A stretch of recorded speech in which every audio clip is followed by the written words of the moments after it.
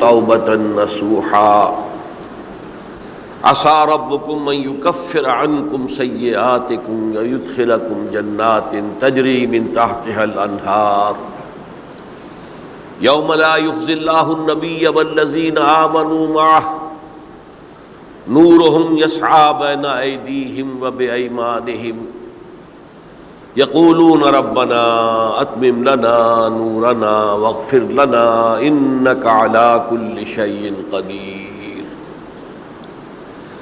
وقال عز وجل كما ورد في سورة النور وتوبوا إلى الله جميعا أيها المؤمنون لعلكم تفلحون. وقال جل وعلا كما ورد في سورة الزمر قل يا عبادي الذين أسرفوا على أنفسهم لا تقنطوا من رحمة الله إن الله يغفر الذنوب جميعا صدق الله العظيم.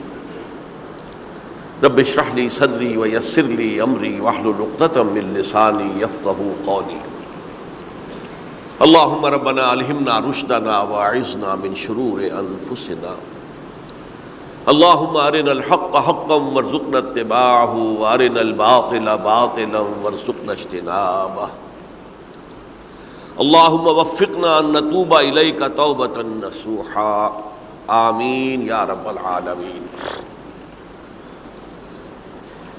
آپ میں سے بہت سے حضرات کے علم میں ہوگا اخباری اطلاع کی بنیاد پر کہ میری آج کی گفتگو کا موضوع ہے توبہ کی عظمت اور اس کی تاثیر.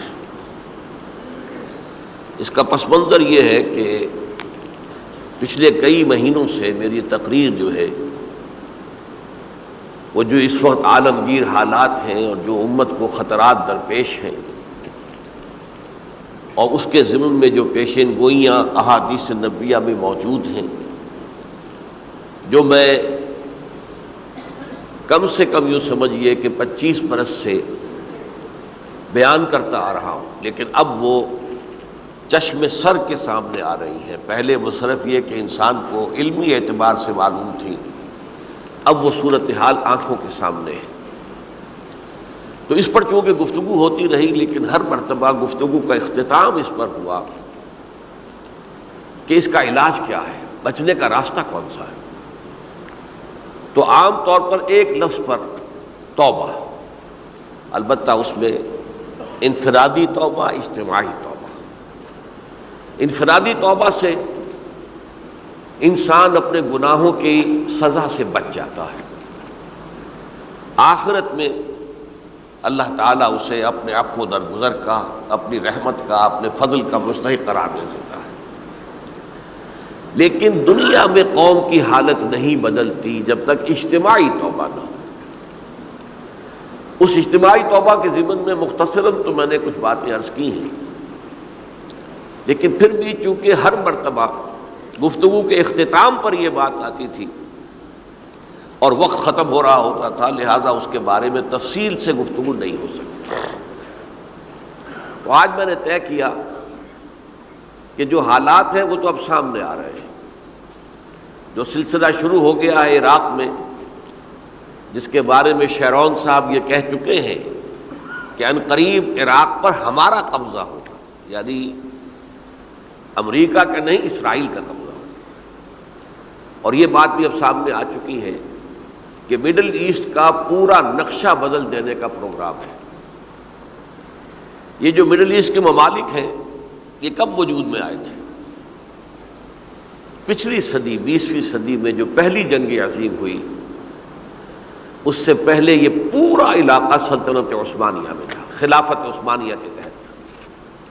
پورا شمالی افریقہ، پورا یہ مغربی ایشیا، حجاز سمیت سارا معاملہ ایک سلطنت، ایک ملک، خلافت کے تحت. پہلی جنگ عظیم کے بعد پھر حصے بکھرے کیے انہوں نے، جیسے کہ مال غنیمت کو بیٹھ کر بعد میں تقسیم کیا جاتا ہے کہ اس عالم عرب کے جو ہیں اب ٹکڑے ٹکڑے کر دو اور انہیں باہم تقسیم کر دو. مصر، عراق یہ برطانیہ، شام، الجزائر یہ فرانس کا، لیبیا اطالویوں کا، آگے ہسپانویوں کا۔ یہ سارے ٹکڑے جو ہوئے تھے اور ملک بنے تھے، یہ تو اس وقت کی بندر بانٹ تھی۔ اسی طرح اب کہا جا رہا ہے کہ اس جنگ کے بعد حقیقت میں مڈل ایسٹ کا نقشہ تبدیل کر دیا جائے گا۔ یہ صرف چینج آف ریجیم نہیں ہے، چینج آف ریجن ہے، علاقے کا۔ اور اس کو ہم اپنی اصطلاح میں جب کہیں گے تو گویا کہ ایک عظیم تر اسرائیل کے قیام کا منصوبہ ہے جس پر عمل کا آغاز ہو گیا۔ ورنہ اس جنگ کی کوئی وجہ سمجھ میں نہیں آتی، کوئی جرم ثابت نہیں ہوا صدام کا۔ پہلی خلیج کی جنگ میں تو اس کا جرم ثابت تھا، اس نے کویت پر حملہ کیا تھا۔ اس وقت تو کوئی جرم سرے سے ہے ہی نہیں۔ ان کے اپنے معائنہ انسپیکٹر جا کر بتاتے رہے کہ کچھ نہیں دیکھا ہم نے، وہاں کچھ نہیں پایا۔ اس حوالے سے سوچئے کہ کیا جواز، کوئی جواز پوری دنیا میں یہ بات تسلیم کی جاتی ہے کہ بلا جواز حملہ ہے، اور کس قدر شدت سے ہے، کتنی طاقت سے ہے، کتنی قوت سے ہے، کتنی فوجیں آئی ہیں، کتنے جو ہے خلیج کے اندر جہاز کھڑے ہوئے ہیں جن پر سے کہ ہوائی جہاز اڑتے ہیں، کتنے چھوٹے چھوٹے جہاز کھڑے ہوئے ہیں، کہاں کہاں سے حملے ہو رہے ہیں۔ تو اصل میں وہ کتاب الملاحم کے اندر حضور نے جن خبروں کی پیشن گوئی کی تھی وہ اب ہمارے سامنے ہے۔ اسی طرح پاکستان کا معاملہ ہوتے ہوتے رفتہ رفتہ ہمارے گرد گھیرا تنگ ہو رہا ہے۔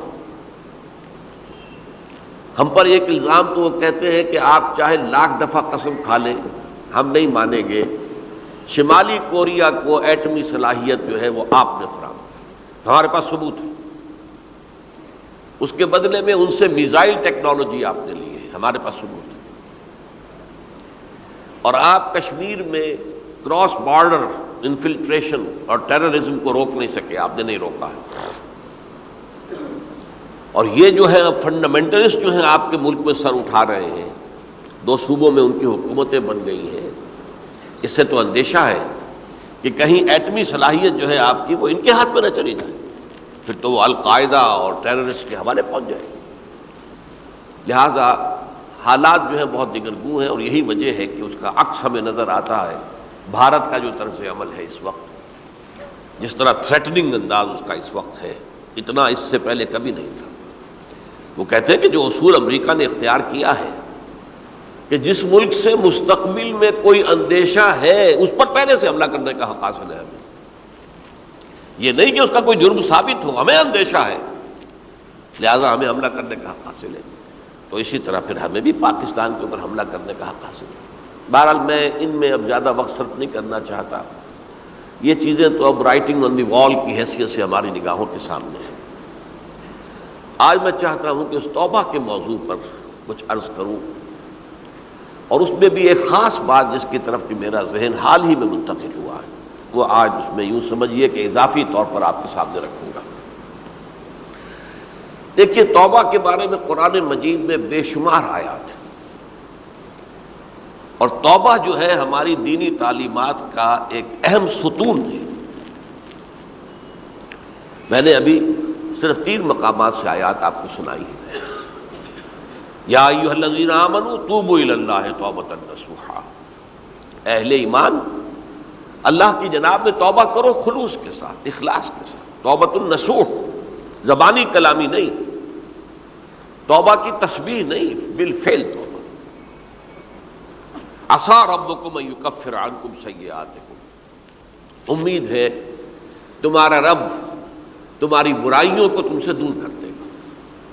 یہ توبہ کی تاثیر ہے۔ اگر آپ کے اخلاق اور کردار میں کوئی غلط شے شامل تھی، اللہ تعالیٰ آپ کے کردار کے دامن کو دھو دے گا، اور آپ کے اعمال نامے میں اگر دھبے لگے ہوئے تھے تو اللہ تعالیٰ ان دھبوں کو بھی دھو ڈالے گا۔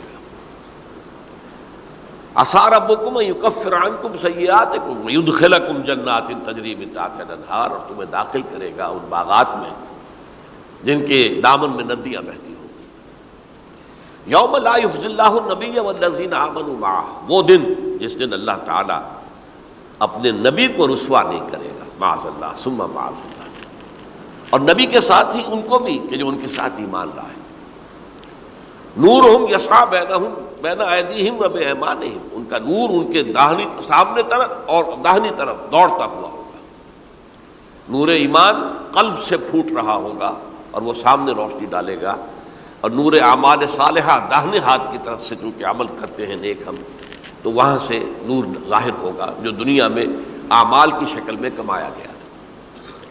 اور اس وقت یہ اہل ایمان کہتے ہوں گے یقولون ربنا اتمم لنا نورنا واغفر لنا، اے اللہ ہمارے نور کو کامل فرما دے. اس کا پس منظر یہ ہے کہ ظاہر بات ہے کہ ایمان کے درجات بھی بے شمار ہیں.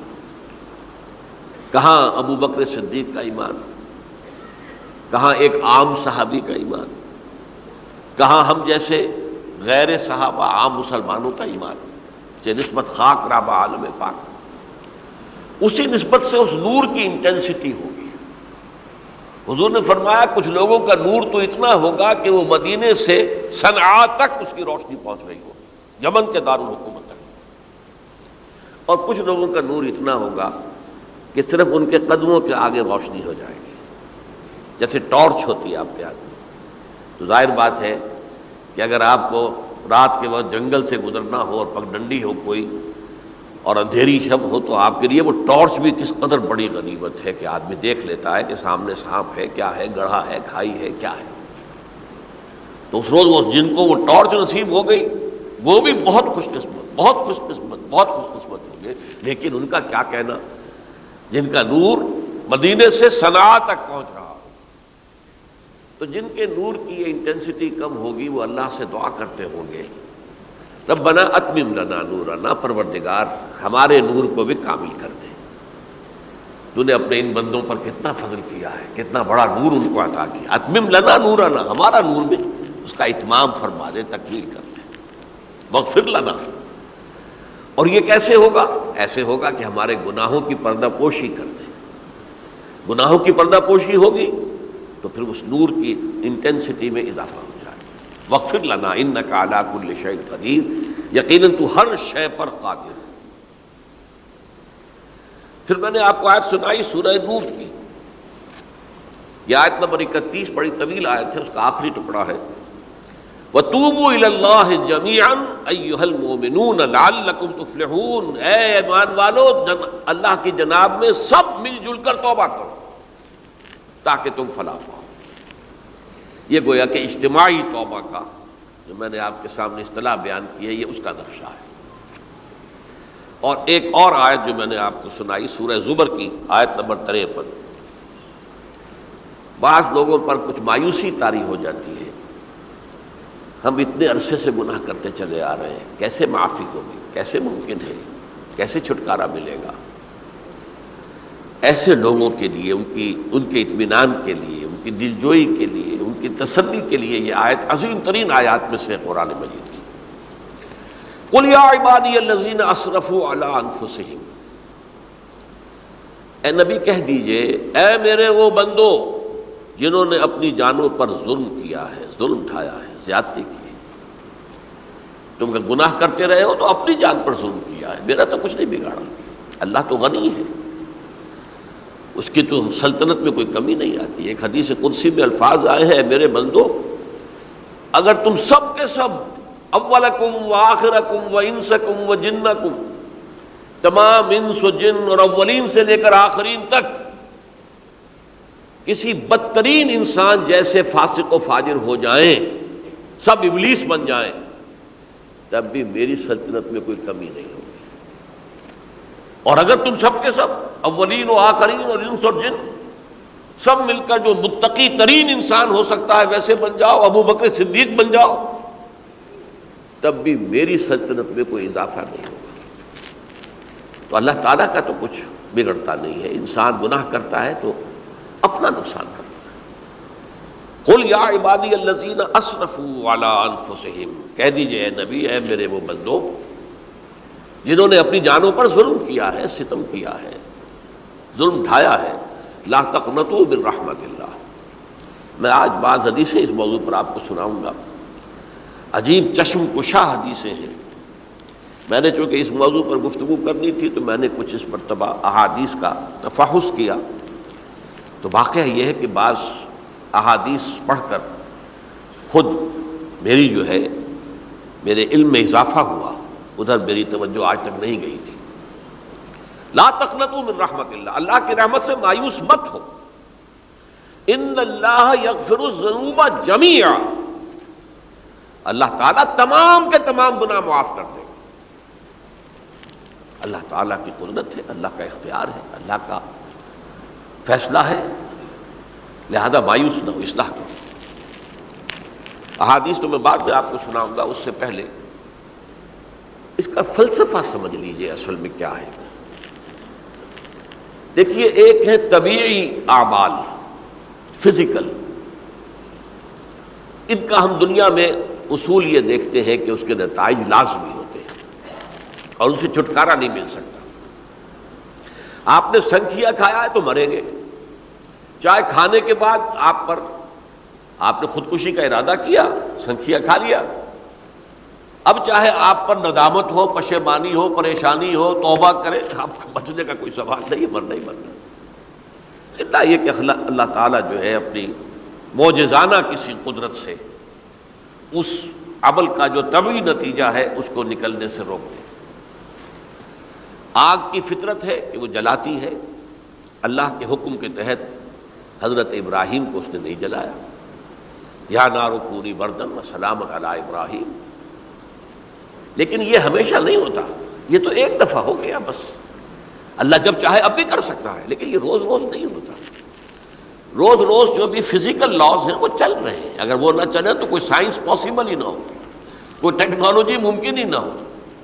یہ تو ان فزیکل کیمیکل لاز جو ہیں ان کا دوام ہے کہ جس کی وجہ سے یہ ساری سائنس اور ٹیکنالوجی اب کہاں سے کہاں پہنچ رہی ہے کہ عروج آدم خاکی سے انجم سہمے جاتے ہیں کہ یہ ٹوٹا ہوا تارا کہیں مہی کا عامل نہ بن جائے۔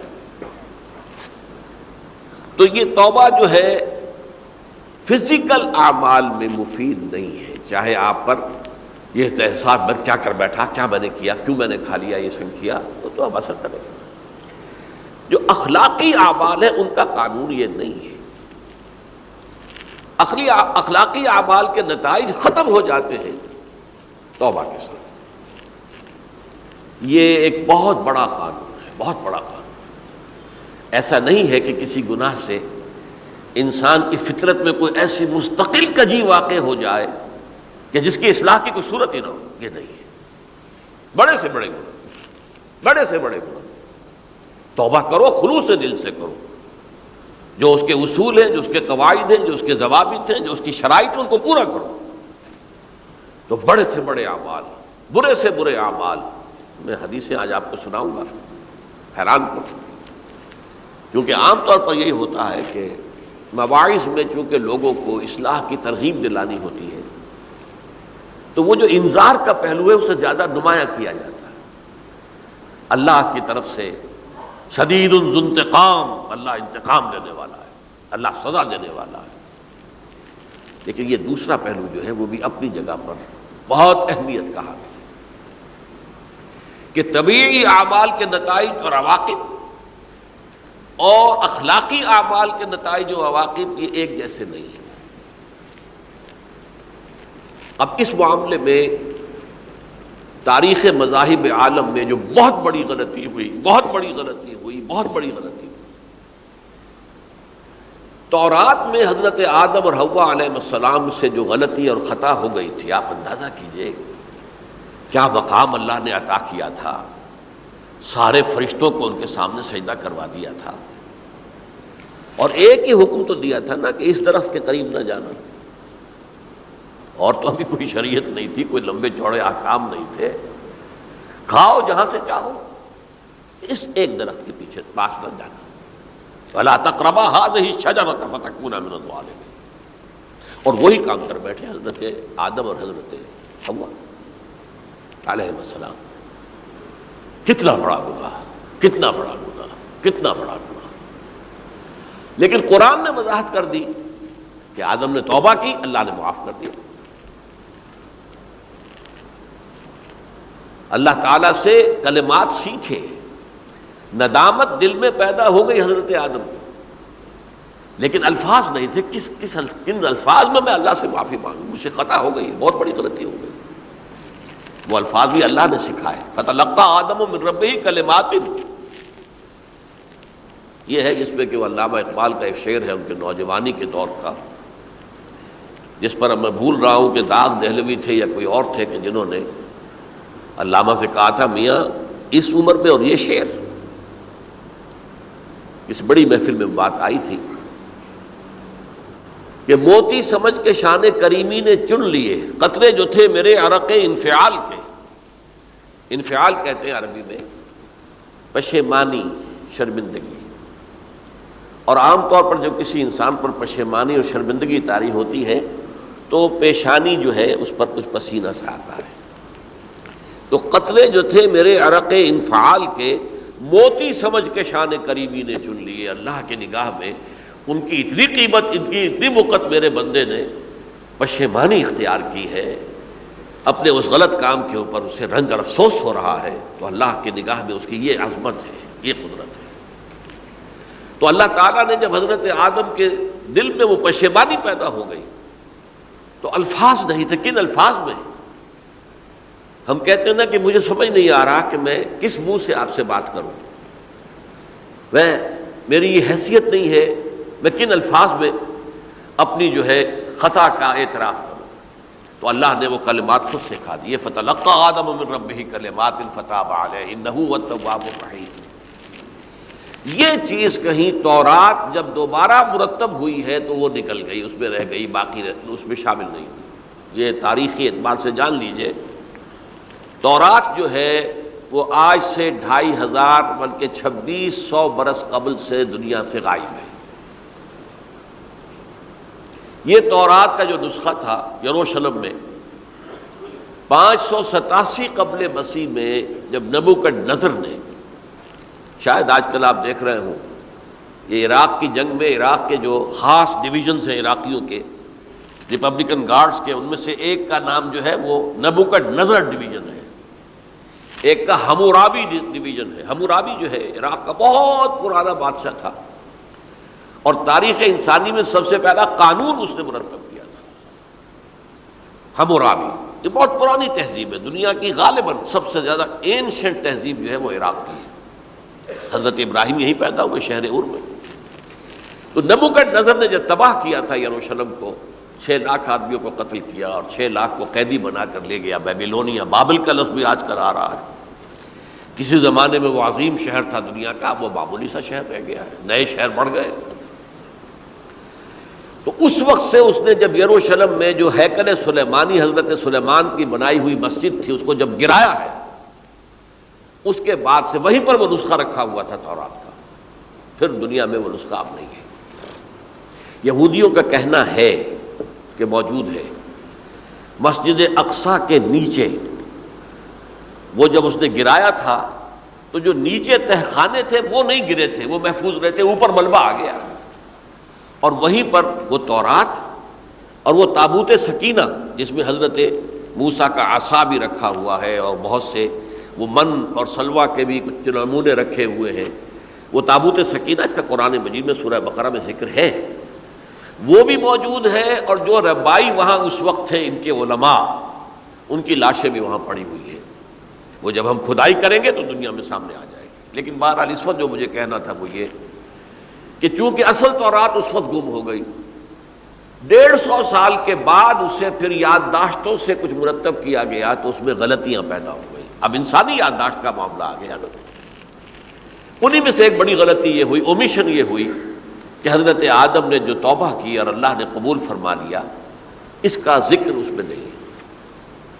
اس سے نتیجہ عیسائیوں نے کیا اختیار کیا کہ وہ اوریجنل سن کہتے ہیں اسے، وہ جو ابتدائی گناہ تھا عظیم جو ہمارے جد امجد آدم سے سرزد ہوا تھا، اس گناہ کا اثر جو بھی بچہ نسل آدم میں پیدا ہوتا ہے وہ لے کر آتا ہے۔ یہ زمین و آسمان کا فرق ہے۔ اسلام کے نزدیک ہر بچہ جو پیدا ہوتا ہے وہ معصوم ہے، بلکہ مسلم ہے۔ کل مولود یولد علی الفطرہ، جو بھی بچہ پیدا ہوتا ہے وہ فطرت اسلام پر پیدا ہوتا ہے۔ فَأَبَوَاهُ يُهَوِّدَانِهِ أَوْ يُمَجِّسَانِهِ أَوْ يُنَصِّرَانِهِ، یہ تو والدین ہیں اس کے جو اسے مجوسی یا عیسائی یا یہودی بنا لیتے ہیں، ورنہ وہ تو مسلمان ہوتا ہے، فطرت کی کلین سلیٹ لے کر آتا ہے۔ عیسائیت کہتی ہے ہر انسان جو پیدا ہوتا ہے بنیادی طور پر گناہگار ہے، اپنے جد امجد کے گناہ کا بوجھ لے کر آ رہا ہے۔ اب اس کا علاج انہوں نے پھر کیا تجویز کیا، یہ ہے کہ ایک غلطی پر دوسری غلطی اور دوسری پر تیسری غلطی، خشت اول چون حد معمار کج، تاثریہ بھی رود دیوار کج۔ اب اللہ نے جب دیکھا اب تو ہر بندہ جو ہے آدم کی اولاد کا بنیادی طور پر پیدائشی طور پر گناہ گار ہے، تو اب کیا کیا جائے؟ تو اللہ نے اپنا اکلوتا بیٹا، صلبی بیٹا مسیح یسوع اسے زمین پر بھیجا۔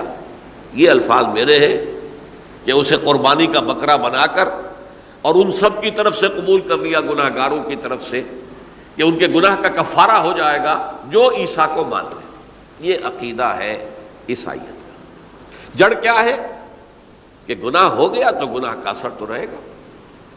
قرآن یہ کہتا نہیں، اللہ دھو دیتا ہے، تمہاری سیرت و کردار کے اوپر بھی جو داغ ہیں دھل جائیں گے، اور تمہارے نامہ اعمال میں جو دھبے ہیں وہ بھی دھل جائیں گے۔ توبہ کرو، توبوا الی اللہ توبۃ نصوحا، کرو وہ توبہ کے جو بالکل خلوص دل کے ساتھ ہو۔ اب میں ذرا آپ کو کچھ احادیث سنانا چاہتا ہوں۔ ایک طرح کا یہ تبشیر کا پہلو ہے آج ہماری گفتگو میں کہ جو نمایاں ہوگا۔ یہ بعض احادیث تو چھوٹی چھوٹی ہیں اور یہ بہت مرتبہ میری گفتگو میں آ چکی ہیں، صرف اس وقت حوالہ دے کر گزر جاؤں گا۔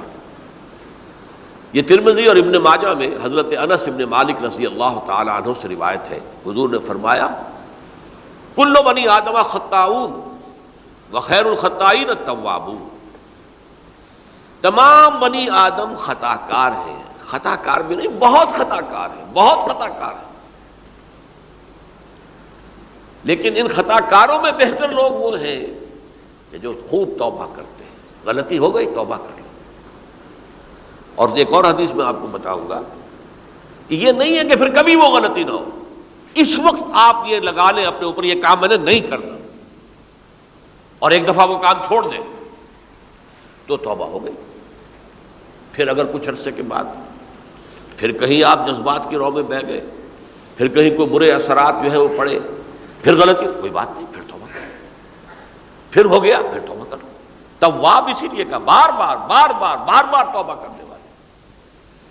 تو کل بنی آدم خطاؤون وخیر الخطائین التوابون۔ دوسری حدیث یہ بھی ابن ماجہ اور بہقی میں ہے، حضرت عبداللہ ابن مسعود رضی اللہ تعالی عنہ، التائب من الذنب کمن لا ذنب لہ، گناہ سے توبہ کرنے والا ایسے ہے جیسے اس نے کبھی گناہ کیا ہی نہیں۔ دھل جاتی ہے، تختی دھل گئی، بچے نے تختی لکھی تھی اس کو دھو دیا، ختم ہو گئی۔ ایک حدیث تو پڑھ کر میں بھی چونکا۔ یہ اصل میں اسلوب ہے بیان کا، بتانے کے لیے کہ تمہارے دلوں کے اندر مایوسی کا غلبہ نہ ہو جائے۔ مایوس اصل میں جو ہے مایوسی یہ ابلیسیت ہے، نوٹ کر لیجئے اس کو۔ مایوسی ابلیسیت کا عکس ہے۔ مبلس کہتے کسے جو مایوس ہو گیا؟ ابلیس سب سے بڑھ کر مایوس جو ہے وہ ابلیس ہے۔ اسے معلوم ہے میرا چھٹکارا تو نہیں ہے، لہذا میں جتنوں کو اپنے ساتھ لے کر جہنم میں جھونک دوں یہی میری کمائی ہے، میں نے تو بچنا نہیں۔ تو ابلیس کہتی ہے اس کو جو انتہائی مایوس، مبلس، جو رحمت خدا بندی سے مایوس ہو چکا۔ اب اس کو دور کرنے کے لیے حدیث سنیے، اور یہ حدیث مسلم شریف کی ہے، صحیحین کے اندر، حضرت ابو ہریرہ سے۔ حضور فرماتے ہیں والذی نفسی بیدہ، قسم ہے اس ذات کی جس کے ہاتھ میں میری جان ہے، لو لم تذنبوا، اگر تم لوگ گناہ نہ کرتے، لذهب اللہ بکم، تو اللہ تعالیٰ تمہیں لے جاتا کہیں اور، وَلَجَاءَ بِقَوْمٍ يُذْنِبُونَ، اور پھر کسی ایسی مخلوق کو پیدا کرتا ہے جو گناہ کرتے، فَيَسْتَغْفِرُوا اللَّهَ، اور پھر وہ اللہ سے استغفار کرتے اور توبہ کرتے فَيَغْفِرُ لَهُمْ، اور اللہ تعالیٰ انہیں معاف کر دیتا۔ تو میں نے عرض کیا کہ یہ بعض چیزیں ہوتی ہیں کہ جن کا واقع سے کوئی تعلق نہیں ہوتا، لیکن ایک زور بیان کے لیے، ایک بات کو ایمفیسائز کرنے کے لیے، جیسے قرآن مجید میں آتا ہے، اے نبی کہہ دو ان کان للرحمن ولد فانا اول العابدین، اگر اللہ کا کوئی بیٹا ہو تو میں سب سے پہلے میں اس کو پوجوں گا۔ جب میں اللہ کو پوجتا ہوں تو اللہ کا اگر کوئی بیٹا ہوتا تو کیا میں اسے نہ پوچھتا؟ لیکن نہیں ہے۔ اب یہ نہیں ہے، نفی کے لیے زور دیا کہ اگر اللہ کا کوئی بیٹا ہوتا، لو کان للرحمن ولد فانا اول العابدین۔ اسی طرح یہ ہے کہ اگر انسان گناہ نہ کرتے اور گناہ کے بعد توبہ کر کے اللہ تعالیٰ کی شان غفاری کا ظہور نہ ہوتا، یعنی یہ بھی ایک عجیب فلسفے کی بات ہے، اللہ نے یہ کائنات کیوں پیدا کی؟ قرآن مجید میں اس کو براہ راست ایڈریس نہیں کیا گیا اس مسئلے کو، میرے علم کی حد تک۔ ہو سکتا ہے کہیں بہت خفی انداز میں ہو اور ابھی تک میری نگاہ سے بھی جو ہے وہ چھپا رہ گیا، ہو سکتا ہے قرآن مجید کے غامض نکات ایسے ہو سکتے ہیں۔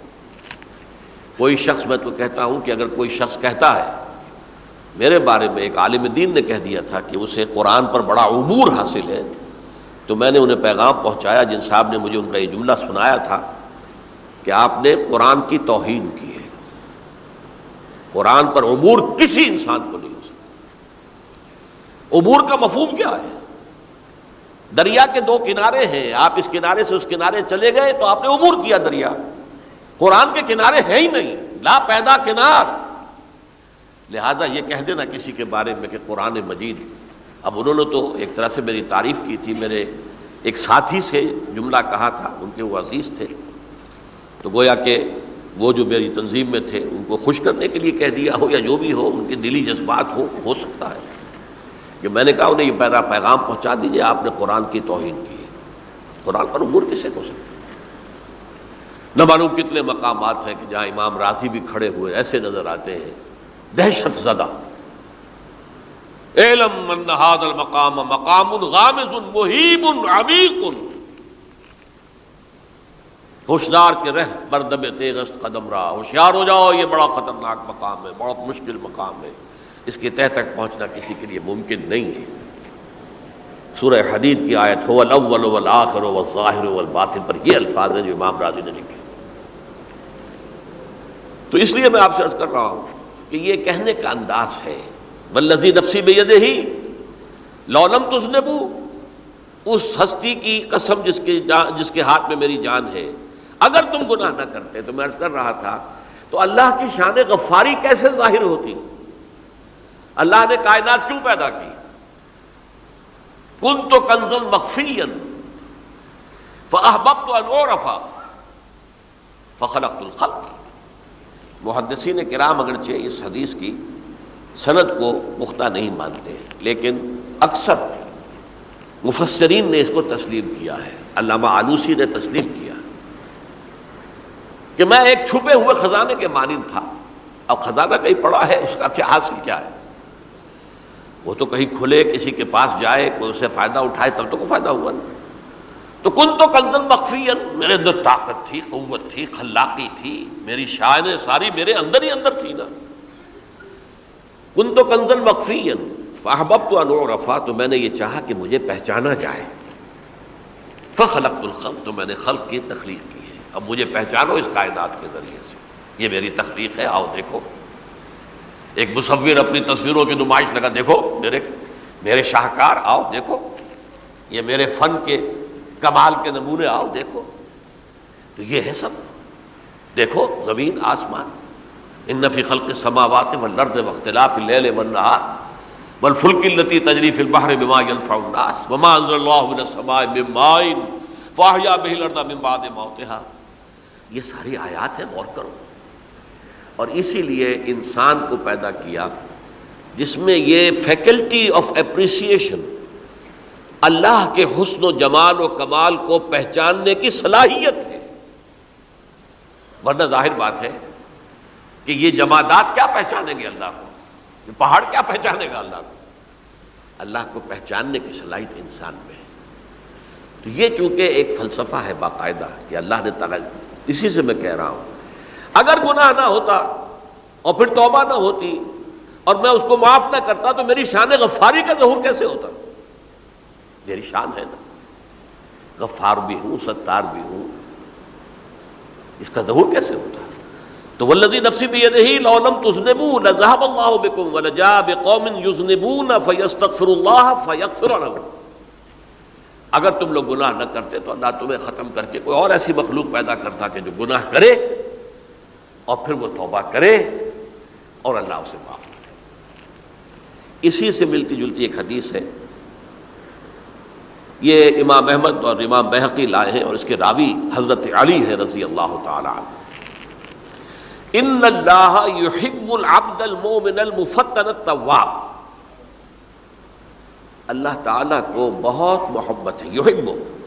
اب دیکھیے ایک طرف وہ آیات ذہن میں لائیے، اللہ تعالیٰ کن سے محبت کرتا ہے؟ واللہ یحب المحسنین، یا وہ لوگ ان اللہ یحب الذین یقاتلون فی سبیلہ صفا کانہم بنیان مرصوص، اللہ محبت کرتا ہے اپنے ان بندوں سے جو اس کی راہ میں جنگ کرتے ہیں صفے باندھ کر، گویا سیسا پلائی ہوئی دیوار ہے۔ یہ ہے مثبت کام، نیک کام، محسنین، اللہ کی راہ میں قتال کرنے والے۔ یہاں اس کے برعکس کہا جا رہا ہے ان اللہ یحب، اللہ تعالیٰ محبت کرتا ہے اپنے اس بندے سے، العبد المومن، جو مومن ہو۔ اس کی ایک اور بڑی پیاری حدیث آئے گی، المفتن التواب، جو بہت فتنوں میں مبتلا ہو جاتا ہو اور پھر بہت توبہ کرتا ہو، مفتن التواب، لیکن ساتھ ہی پلٹتا ہو، رجوع کرتا ہو، پھر اللہ کے حضور میں حاضر ہوتا ہو، پھر معافی مانگتا ہو۔ اللہ تعالیٰ کو اپنا ایسا بندہ بہت پسند ہے۔ اب میں کچھ اور حدیثیں آپ کو سنا رہا ہوں۔ توبہ کا دروازہ دو اعتبارات سے کہا گیا ہے کہ ایک وقت آنے پر بند ہو جاتا ہے۔ ایک حدیث کے تو الفاظ میں نوٹ کر کے نہیں لایا ہوں کہ اللہ تعالیٰ نے توبہ کا ایک دروازہ اتنا چوڑا کھلا رکھا ہوا ہے کہ جس کو عبور کرنا جو ہے وہ سال ہا سال میں ممکن ہو، اور یہ بند نہیں ہوتا جب تک کہ سورج مغرب سے طلوع نہ ہو جائے۔ یہ قیامت کی جو آخری، قریب قیامت کی جو آخری نشانیاں ہیں ان میں سے وہی حدیث میں آپ کو سنا رہا ہوں، عن ابی ہریرہ رضی اللہ تعالی عنہ، اور یہ مسلم شریف کی روایت ہے، من تاب قبل ان تطلع الشمس من مغربها تاب اللہ علیہ، سورج کے مغرب سے طلوع ہونے سے قبل تک جو لوگ توبہ کریں گے اللہ تعالیٰ ان کی توبہ قبول کر لے گا۔ البتہ جب وہ قیامت کی وہ نشانی ظاہر ہو جائے کہ سورج مغرب سے طلوع ہو رہا ہے، اب دروازہ توبہ کا بند ہے۔ اب اس کے بعد اگر توبہ کوئی کرتا ہے تو اللہ تعالیٰ اس کی توبہ کو قبول نہیں کرے گا۔ یہ تو اجتماعی سطح پر ہوئی۔ انفرادی سطح پر عن عبداللہ ابن عمر رضی اللہ تعالی عنہما عن النبی صلی اللہ علیہ وسلم قال ان اللہ عز وجل یقبل توبۃ العبد ما لم یغرغر۔ یہ ترمذی میں ہے، حضرت عبداللہ ابن عمر رضی اللہ تعالی عنہما سے، کہ اللہ تعالیٰ اپنے بندے کی توبہ قبول کرتا ہے جب تک کہ وہ جسے ہم کہتے ہیں گھنگرو نہ بولنے لگے حلق کے اندر، جبکہ نزع، عالم نزع ہو اور جان جو ہے وہ آ کر پھر یہاں اٹکتی ہے، تو اس وقت تک دروازہ کھلا ہے توبہ کا۔ لیکن جب یہ شکل ہو گئی تو دروازہ بند۔ یہ انفرادی سطح پر ہو گیا، جب آپ کے موت کے آثار اتنے واضح ہو گئے کہ اب جا رہے ہیں، اب توبہ کریں گے تو توبہ قبول نہیں ہوگی۔ اجتماعی سطح پر جب قیامت جو ہے اس کی وہ گھڑی آ گئی کہ سورج مغرب سے طلوع ہو گیا، اب توبہ کا دروازہ بند۔ ایک اور حدیث ہے جو میں نے بہت مرتبہ اس کا ترجمہ تو آپ کو بہت دفعہ سنایا ہے، آج میں چاہتا ہوں اس کو پورے متن کے ساتھ آپ کے سامنے رکھوں۔ یہ حضرت انس بن مالک رضی اللہ تعالی عنہ سے مروی روایت ہے، جو حضور کے خادم خاص تھے، اور یہ متفق علیہ بھی ہے، یعنی بخاری میں بھی ہے، مسلم میں بھی ہے، لیکن تھوڑا سا فرق ہے الفاظ کا۔ تو جو مسلم شریف کی روایت ہے اس کے الفاظ کیا ہیں؟ للہ اشد فرحا بتوبۃ عبدہ حین یتوب الیہ، جان لو اللہ تعالیٰ کو زیادہ خوشی ہوتی ہے اپنے کسی گناہ گار بندے کی توبہ سے جب کہ وہ توبہ کرتا ہے۔ کس سے زیادہ ہوتی ہے؟ اب اس کی ایک تمثیل دی، من احدکم، ایک ایسے شخص سے بھی زیادہ بڑھ کر خوشی ہوتی ہے، کان علی راحلتہ، بارض الفلات، کہ جو بہت ہی دور دراز کے اور سنسان علاقے میں سفر کر رہا تھا، فانتحرفت منہ، اس کی سواری جو ہے گم ہو گئی، وعلیہا طعامہ وشرابہ، اسی پر اس کا کھانا بھی تھا اور پانی بھی تھا، اونٹنی پر سفر کر رہا تھا، اسی پر ہوتا ہے راحلہ جو ہے راستے کا سامان، اچانک کہیں بیٹھا ہے تھوڑی دیر کے لیے سستانے کے لیے، کہیں اونگ آ گئی اور اونٹنی صاحبہ غائب ہو گئی۔ اب آنکھ کھلی اور اس نے دیکھا، فَأَيَّسَ مِنْهَا، تلاش کر کر کے مایوس ہو گیا، کہیں اونٹنی کا سراغ نہیں۔ اب ظاہر بات ہے کسی صحرا میں یہ کیفیت، اس کا مطلب کیا ہے؟ یقینی موت۔ فَأَتَى شَجَرَةً فَاسْتَجَعَ فِي ظِلِّهَا وَقَدْ أَيَسَ مِنْ رَاحِلَتِهِ، تو وہ ایک درخت کے نیچے اس کے سائے میں آ کے لیٹ گیا، گویا کہ موت کی امید میں۔ فَبَيْنَهُمَا وَهُوَ كَذَلِكَ اِذْ هُوَ بِهَا قَائِمَةٌ عِندَهُ، اس کی کہیں دوبارہ آنکھ لگی ہے، جو کھولا تو دیکھتا ہے اونٹنی تو موجود ہے، کھڑی ہے، تو وہ فوراً اس کی وہ جو رسی ہے وہ پکڑتا ہے، فَأَخَذَ بِخِتَامِهَا ثُمَّ قَالَ مِنْ شِدَّةِ الْفَرْحِ، اب جو اسے مسرت ہوئی اس کا آپ اندازہ کر سکتے ہیں، ایک یقینی موت کا معاملہ آ چکا تھا، اور اچانک اللہ تعالیٰ نے وہ کھوئی ہوئی اونٹنی جو ہے وہ واپس دلا دی۔ تو وہ کہنا تو یہ چاہتا تھا، اللہ تو میرا رب ہے، میں تیرا بندہ ہوں، لیکن جسے ہم کہتے ہیں کہ خوشی کی انتہا فرط مسرت میں ایسی زبان لڑکھڑائی، اس نے کہا اللہم انت عبدی وانا ربک، اے اللہ تو میرا بندہ ہے، میں تیرا رب ہوں، یہ کہہ بیٹھا۔ تو یہ کیا ہے؟ فرط مسرت جسے آپ کہیں، خوشی کی انتہا، کہ جس میں انسان جو ہے اتنی بڑی خطا کر بیٹھتا ہے۔ اللہ کو اپنے کسی گناہ گار بندے کی توبہ سے اس سے بھی زیادہ خوشی ہوتی ہے۔ اب ظاہر بات ہے کہ یہ تماثیل کس لیے ہے؟ بعض لطائف، بعض حقائق اتنے لطیف ہوتے ہیں کہ ان کو بیان نہیں کیا جا سکتا بتمام و کمال، تو مثالوں کا سہارا لیتے ہیں۔ اللہ کو کتنی خوشی ہوتی، کیا سمجھیں گے ہم؟ لہذا یہ مثال تو سمجھ میں آ گئی نا، کہ ایک لقودق صحرا میں انسان سفر کر رہا تھا، ایک ہی اونٹنی ہے، اسی پر اس کا پانی ہے، اسی پر اس کا کھانا ہے، اور کہیں ٹھہرا ہے تھوڑی دیر کے لیے اور اونٹنی غائب ہو گئی، اور اس کے بعد تلاش کر کے شمال مغرب جنوب ہر طرح دیکھ لیا، اب تک کہیں اونٹنی کا سراغ نہیں، اب موت کے انتظار میں لیٹ گیا کہ اچانک دیکھتا ہے کہ اونٹنی موجود ہے، تو وہ اس شدت فرح میں یہ کہہ بیٹھتا ہے اللہم انت عبدی وانا ربک انا للہ و انا الیہ راجعون۔ اب دیکھیے ایک حدیث وہ آ رہی ہے، اور اس کو یوں سمجھیے، اللہ تعالیٰ نے جو انسان پیدا کیے ہیں ان کے مزاج مختلف ہیں۔ ان میں کچھ لوگ ہوتے ہیں جو قوی ہوتے ہیں ارادے کے، جو فیصلہ کر لیا ڈٹ گئے، کچھ لوگوں میں وہ قوت ارادی اتنی مضبوط نہیں ہوتی، وہ ادھر ادھر سوچتے رہتے ہیں، کچھ لوگ جسمانی طور پر بہت توانا ہوتے ہیں، کچھ لوگ جسمانی طور پر پیدائشی طور پر کمزور ہوتے ہیں۔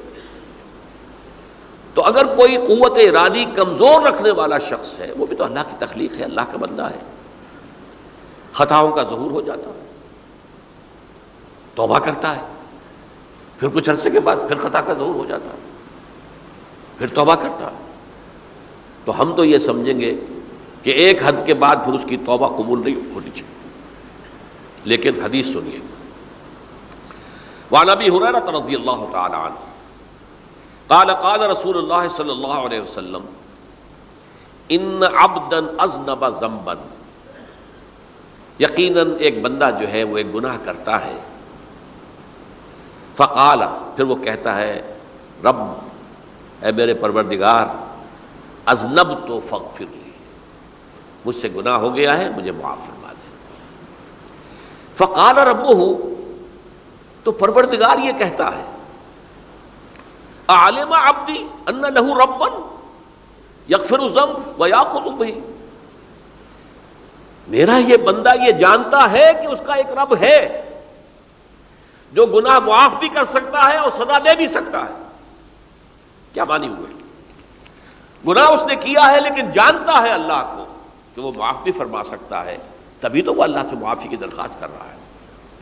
اس کے اس جاننے کی بنیاد پر، اس کے اس علم کی بنیاد پر، اس کے اس ایمان کی بنیاد پر فرمایا غفرت لعبدی، میں نے اپنے بندے کو معاف کر دیا۔ ثم مکث ما شاء اللہ، پھر وقت گزرا جتنا کہ اللہ نے چاہا۔ ثم اذنب ذنبا، پھر اس سے گناہ ہو گئے۔ فقال رب اذنبت ذنبا فاغفر، پھر کہتا ہے پروردگار مجھ سے گناہ ہو گیا، پھر مجھے معاف فرما دے۔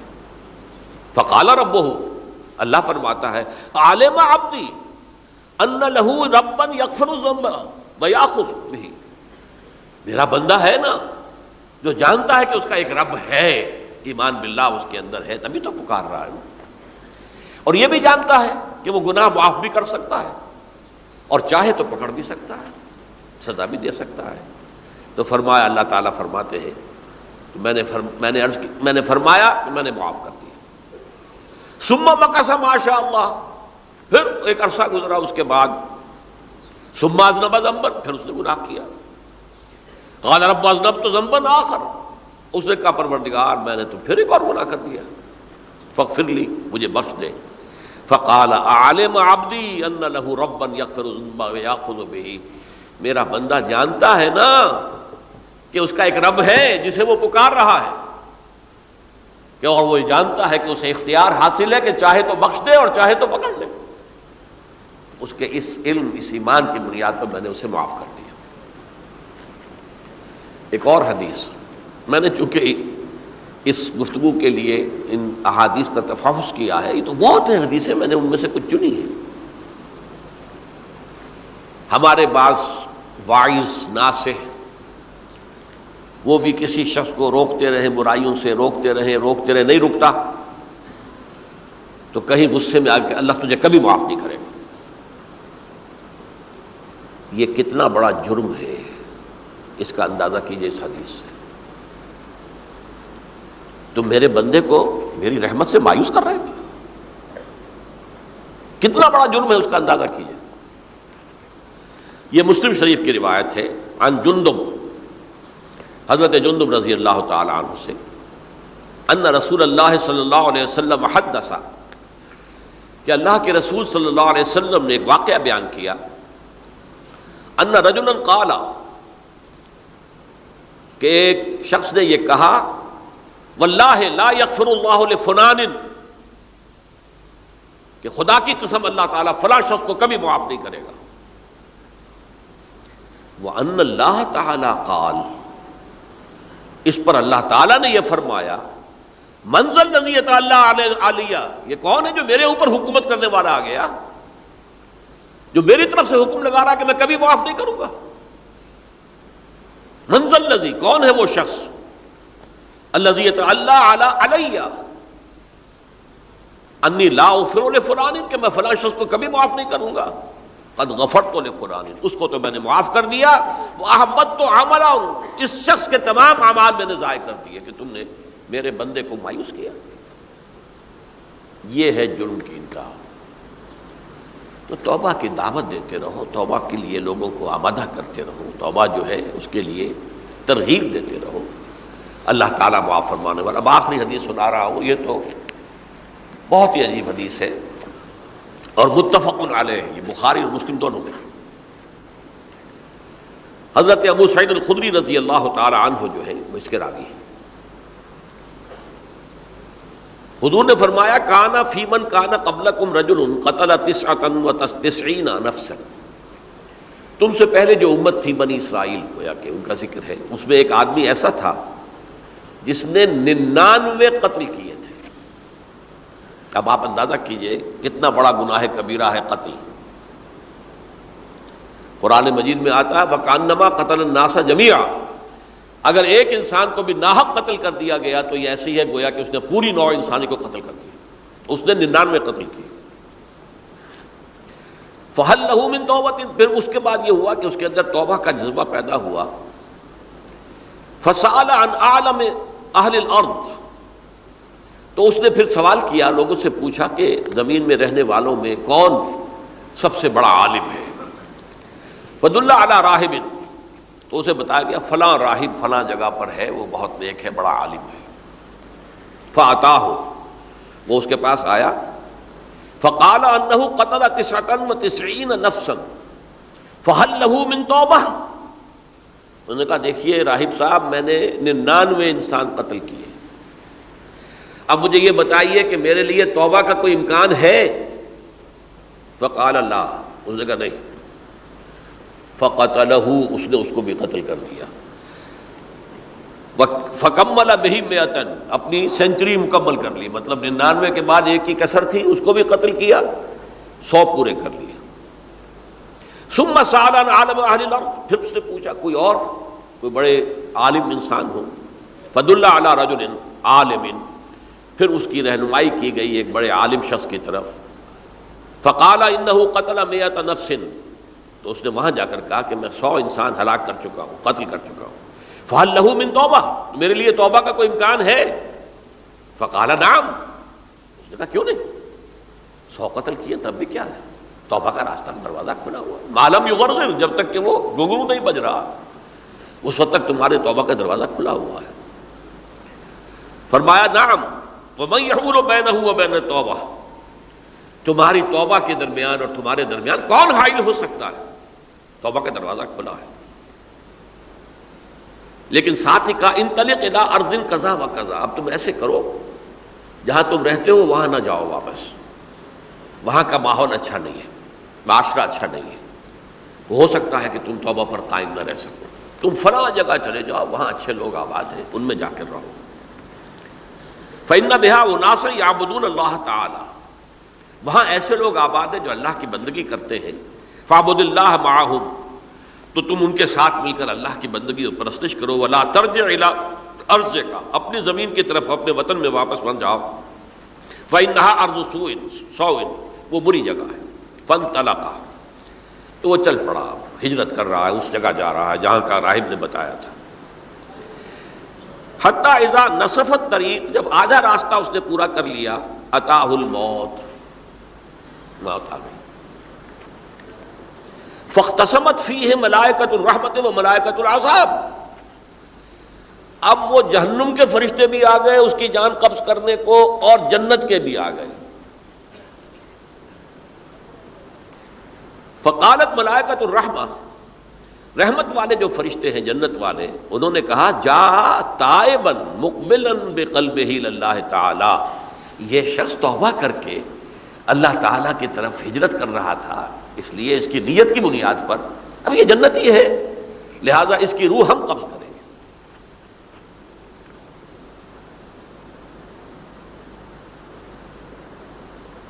وقالت الملائکۃ العذاب، اور وہ جو عذاب والے فرشتے ہیں وہ کہیں گے انہ لم یعمل خیرا قط، اس نے توبہ کے بعد کوئی نیک عمل تو کیا ہی نہیں، تو کس بنیاد پر اس کو تم جنت میں لے جاؤ گے، اس کو تو دوزخ میں جانا چاہیے. فاتاہ ملک فی صورت آدمی، تو ان کے پاس اللہ نے ایک اور فرشتے کو بھیج دیا آدمی انسانی شکل کے اندر. فجعلوہ بینہم، تو ان فرشتوں نے کہا بھائی ہمارا فیصلہ کرا دو، اس کی روح ہم لینا چاہتے ہیں یا ہم لینا چاہتے ہیں. انہیں حکم بنا لیا. فقال قیسوا ما بین الارضین فإلی ایتہما کان اقرب، کہ تم فاصلہ ناپ لو جہاں سے وہ چلا ہے اور جہاں جا رہا تھا اور یہاں اس کی موت ہو رہی ہے، تو کون سا فاصلہ زیادہ ہے. جب ناپا گیا، بلکہ ایک حدیث میں آتا ہے کہ اس پر اللہ نے زمین کو جو ہے حکم دے دیا، ایک طرف والی زمین تو سکڑ جا، دوسری والی جو ہے تو پھیل جا، تاکہ وہ جو جدھر جو جا رہا تھا وہ زیادہ قریب ہو جائے بنسبت اس کے کہ جہاں سے وہ چلا تھا.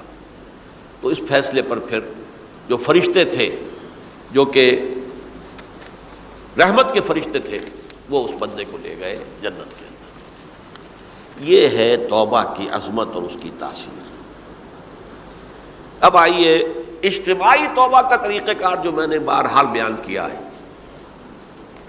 پہلے افراد توبہ کریں اور صحیح توبہ کریں۔ صحیح توبہ کیا ہے؟ ہماری زندگیوں میں کوئی حرام شے ہے فوراً نکال باہر کریں۔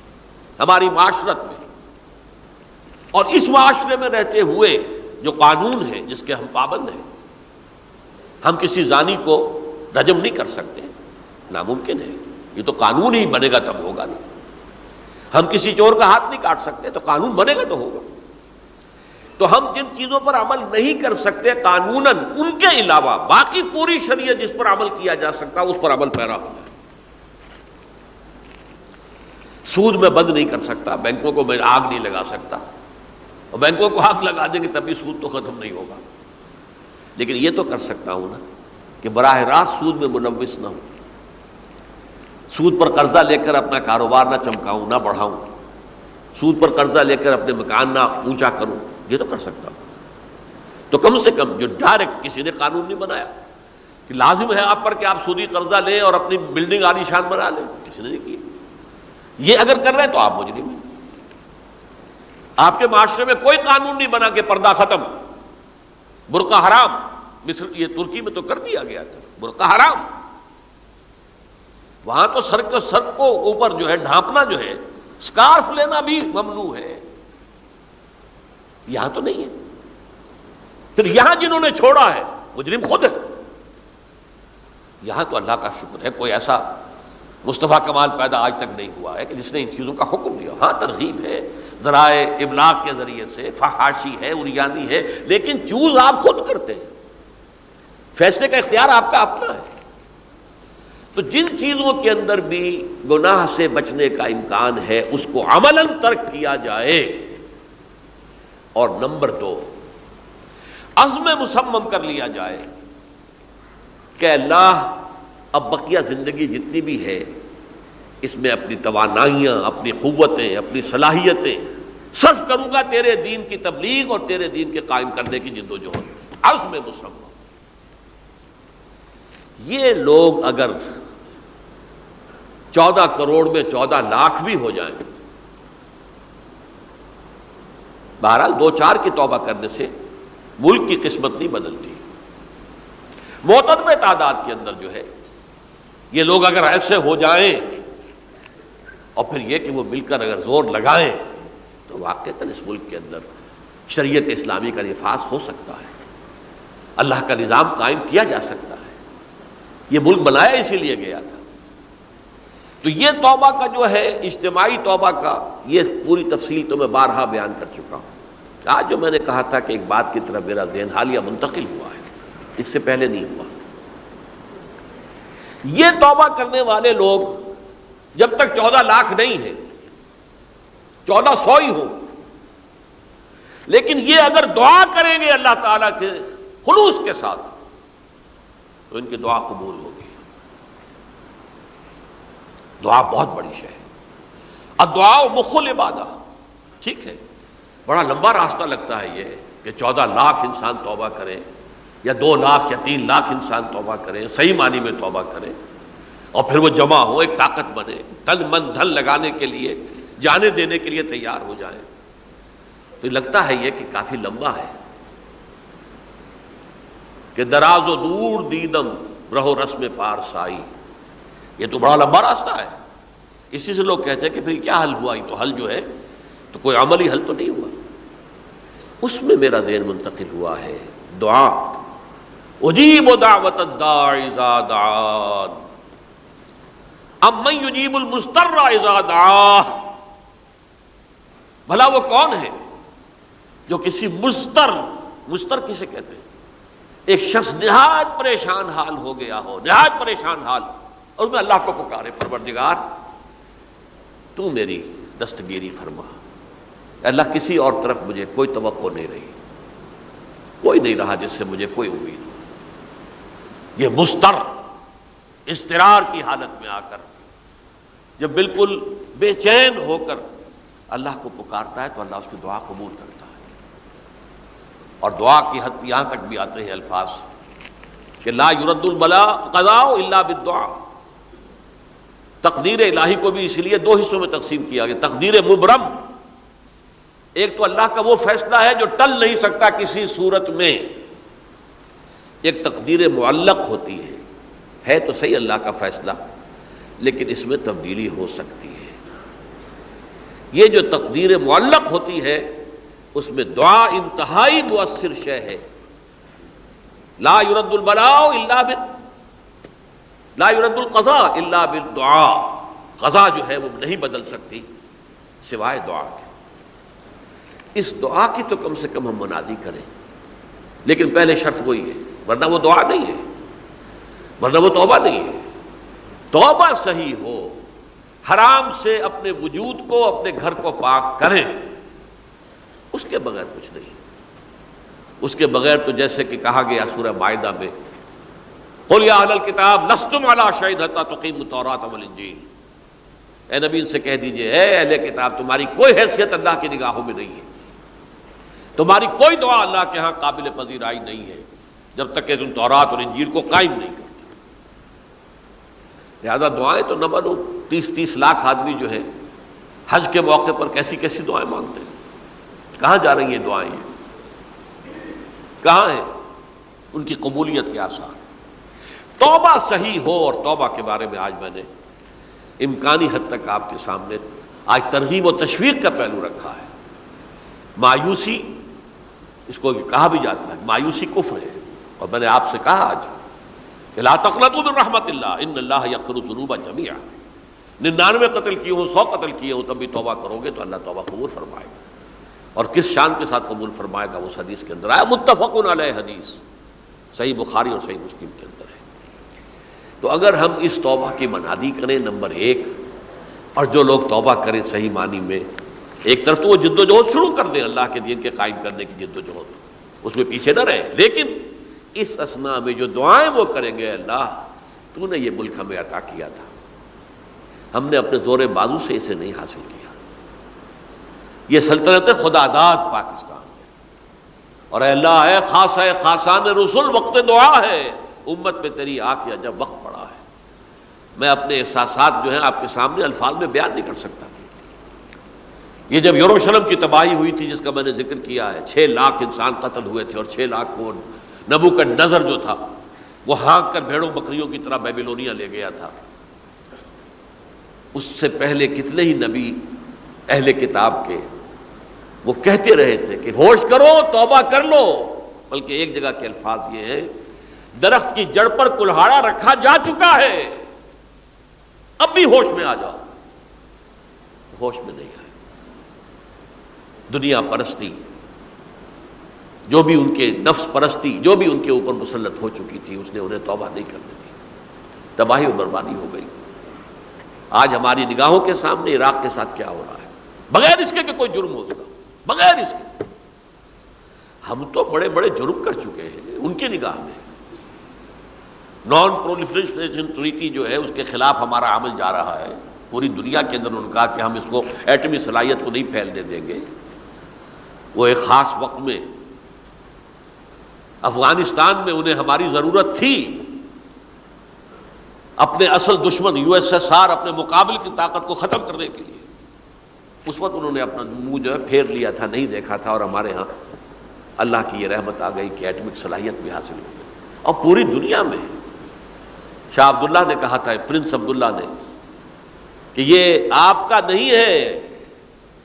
یہ جو نواز شریف صاحب سے جب اس کا ہم نے دھماکہ کیا ہے، یہ بم آپ کا نہیں ہے، یہ پوری امت مسلمہ کا بم ہے. کیسے یہ برداشت کر سکتے ہیں یہودی اور یہودیوں کے اعلی کار عیسائی، خاص طور پر پروٹیسٹنٹس، ویسپ، وائٹ اینگلو سیکسن پروٹیسٹنٹس. تو سمجھ لیجئے کہ پاکستان کی جڑوں پر بھی تیشہ رکھا جا چکا. یہ میرے احساسات کی اس سے کم میں تعبیر ہو نہیں سکتی، لیکن اب بھی امکان ہے، اب بھی امکان ہے، اب بھی امکان ہے. توبہ کرو، توبہ کراؤ، مل جل کر طاقت بنو، کوشش کرو کہ یہاں اسلام کا نظام آ جائے. اور اس اسنا میں بھی دعا کرو اللہ تعالیٰ سے کہ اللہ ہمیں مہلت عطا فرما دے، ہمیں کچھ اور مہلت عطا فرما دے، اے اللہ ہمیں کچھ اور مہلت عطا فرما دے۔ بارک اللہ لی ولکم فی القرآن العظیم ونفعنی وإیاکم بالآیات والذکر الحکیم۔